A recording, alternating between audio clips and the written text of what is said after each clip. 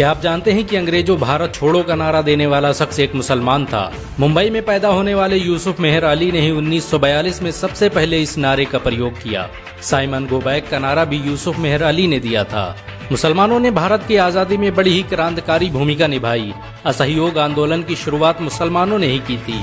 1920 में खिलाफत आंदोलन के दौरान मोहम्मद अली जौहर और मौलाना अबुल कलाम आजाद ने सबसे पहले अंग्रेजी प्रोडक्ट का बहिष्कार करने की रणनीति बनाई, जिसके बाद ये आंदोलन पूरे देश में फैल गया। असहयोग आंदोलन में मुसलमानों ने बढ़ चढ़कर हिस्सा लिया। भारत के सबसे बड़े शुगर व्यापारी हाजी सबू सिद्दीक ने अपनी शुगर फैक्ट्री पूरी तरह से बंद कर दी। ये फैक्ट्री इतनी बड़ी थी कि इसके जरिए बनाई गई शुगर पूरे इंग्लैंड में इस्तेमाल की जाती थी। बहुत कम लोग जानते हैं कि बाटा कंपनी भी मुसलमानों की थी, जिसे असहयोग आंदोलन के दौरान एक अंग्रेज ने खरीद लिया था। आपको ये जानकर शायद हैरानी हो कि भगत सिंह का केस लड़ने वाला शख्स भी एक मुसलमान था। बैरिस्टर आसिफ अली ने भगत सिंह का केस तब लड़ा जब कोई भी भगत सिंह का साथ देने को तैयार नहीं था। इंकलाब जिंदाबाद का नारा देने वाले हजरत मोहानी भी एक मुसलमान थे। उन्होंने ही भारत की आजादी की रूपरेखा तैयार की थी। इतिहासकारों के मुताबिक 1857 में होने वाले विद्रोह में 50,000 उलमाओं को फांसी दी गई और लाखों मुसलमान सरेआम कत्ल कर दिए गए। 1857 में दिल्ली से लेकर कलकत्ता की रोड पर ऐसा कोई पेड़ नहीं था जिस पर मुस्लिम उलमाओं की लाशें न टंगी हो। मुसलमानों ने ही भारत की आजादी के लिए पहली जंग लड़ी। मैसूर के सुल्तान हैदर अली और उसके बेटी टीपू भारत की आजादी के लिए शहीद होने वाले पहले शासक थे। मशहूर क्रांतिकारी अशफाकुल्लाह खान सबसे कम उम्र में फांसी पाने वाले भारत के पहले व्यक्ति थे। बहुत कम लोग जानते हैं कि जय हिंद का नारा एक मुसलमान आबिद हसन सफानी ने दिया था। ये नारा आज भी भारतीय सेना और शासकीय प्रणाली में सम्मान स्वरूप इस्तेमाल किया जाता है। तिरंगे का निर्माण करने वाली सुरैया तैयब जी भी एक मुसलमान थी। उन्होंने ही भारत के राष्ट्रीय ध्वज को वर्तमान रूप दिया था। कानपुर में पैदा होने वाले अजीमुल्लाह खान ने ही मादरे वतन भारत की जय का नारा दिया था, जिसमें बाद में कुछ सांप्रदायिक लोगों ने माता शब्द को जोड़ दिया। आपको ये जानकर शायद हैरानी हो कि भारत का पहला राष्ट्रीय गीत अजीमुल्लाह खान ने ही लिखा था। बहुत कम लोग जानते हैं कि मौलाना कासिम नानोतवी ने दारुल उलूम देवबंद की स्थापना अंग्रेजों को भारत से निकालने के लिए की थी। इस मदरसे का मकसद देश में ऐसे नौजवानों को पैदा करना था जो भारत की आजादी में योगदान दे सकें। रेशमी रुमाल आंदोलन की शुरुआत करने वाले मौलाना महमूदुल हसन और मौलाना उबैदुल्ला सिंधी दारुल उलूम देवबंद के ही छात्र थे।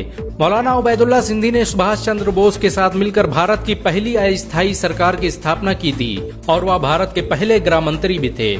आपको ये जानकर शायद हैरानी हो कि मौलाना महमूदुल हसन ने ही 1920 में गांधी को महात्मा का लक़ब दिया था। उनका ये नाम इतना मशहूर हुआ कि पूरी दुनिया में गांधी महात्मा गांधी के नाम से जाने जाने लगे। महमूदुल हसन ने ही हकीम अजमल खान के साथ मिलकर 1920 में जामिया मिलिया इस्लामिया यूनिवर्सिटी की स्थापना की थी, ताकि भारतीय शिक्षा तंत्र को अंग्रेजों के चंगुल से आजाद करवाया जा सके। आपको ये जानकर शायद हैरानी हो कि काला पानी जैसी दर्दनाक सजाओं को पाने वाले 90% से अधिक लोग मुसलमान थे। अंडमान निकोबार में आज भी सबसे ज्यादा कब्रें मुसलमानों की हैं। मुसलमानों के अलावा दूसरे लोगों ने काला पानी से बचने के लिए न सिर्फ माफीनामे लिखे बल्कि अंग्रेजों की मुखबिरी भी की। मुसलमानों ने ही अंग्रेजों के खिलाफ सबसे पहले हथियार उठाए। 1772 में शाह अब्दुल अजीज ने अंग्रेजों के खिलाफ फतवा देते हुए ऐलान किया कि अंग्रेजों की गुलामी हराम है और हर मुसलमान पर फर्ज है कि वो अपने मुल्क और देश की आजादी के लिए खुद को कुर्बान कर दे। 1857 में होने वाले विद्रोह की प्लानिंग एक मुसलमान मौलवी अहमदुल्ला शाह ने की थी। वो भारत के अकेले इंसान थे जिन पर अंग्रेजों ने 50,000 रुपए का इनाम रखा था। ये रकम इतनी बड़ी थी कि राजा जगन्नाथ ने पैसों की लालच में आकर अहमदुल्ला शाह की मुखबिरी कर दी और अंग्रेजों ने उन्हें शहीद कर दिया। बहुत कम लोग जानते हैं कि 1857 में शहीद होने वाले 90% लोग मुसलमान थे। जालियांवाला बाग में जनरल डायर की गोलियों का निशाना बनने वाले अधिकतर लोग भी मुसलमान थे। भारत की आजादी का नेतृत्व करने वाले संगठन इंडियन नेशनल कांग्रेस के 9 से अधिक प्रेसिडेंट मुसलमान रहे। गांधी जी ने अफ्रीका में जहां वकालत की पढ़ाई की, वो कॉलेज भी एक भारतीय मुसलमान का था और वह जब भारत में आए तो उन्होंने आजादी के लिए अली ब्रदर्स के साथ काम करना शुरू किया, जो कि मुसलमान थे। बहुत कम लोग जानते हैं कि 1921 में केरल के मुसलमानों द्वारा अंग्रेजों के खिलाफ लड़ी गई जंग में 3000 से अधिक मुसलमान शहीद हुए थे और 50,000 मुसलमानों के जेल में कैद कर दिया गया था। ये आंदोलन मोपला मुस्लिम आंदोलन के नाम से जाना जाता है। 1942 में शुरू हुए भारत छोड़ो आंदोलन की रूपरेखा मौलाना अबुल कलाम आजाद ने तैयार की थी। संविधान निर्माता डॉक्टर भीमराव अम्बेडकर को पहचान दिलाने में मुसलमानों का बड़ा योगदान रहा है। 1946 में जब भीमराव अम्बेडकर दलित होने की वजह से इलेक्शन हार गए तो बंगाल मुस्लिम लीग ने उन्हें मुस्लिम इलाके से इलेक्शन लड़ने की दावत दी। इस तरह भीमराव अम्बेडकर संविधान सभा का हिस्सा बन सके। अगर मुसलमान भीमराव अंबेडकर को इलेक्शन न जिताते तो उन्हें कभी भारत के संविधान को लिखने का मौका न मिलता। भारत की आजादी के लिए सबसे ज्यादा लेख, शायरी, गीत और किताबें मुसलमानों ने ही लिखी। अल्लामा इकबाल के जरिए लिखा गया सारे जहां से अच्छा आज पूरे भारत में गाया जाता है। आपको ये जानकर शायद हैरानी होगी कि देश के लिए शहीद होने वाला पहला पत्रकार मौलाना मीर बाकर एक मुसलमान था। भारत की आजादी के लिए मुस्लिम राजाओं और महाराजाओं ने अपने खजाने खोल दिए। कोलकाता के हाजी उस्मान सईद ने अपना सब कुछ भारत की आजादी के लिए कुर्बान कर दिया।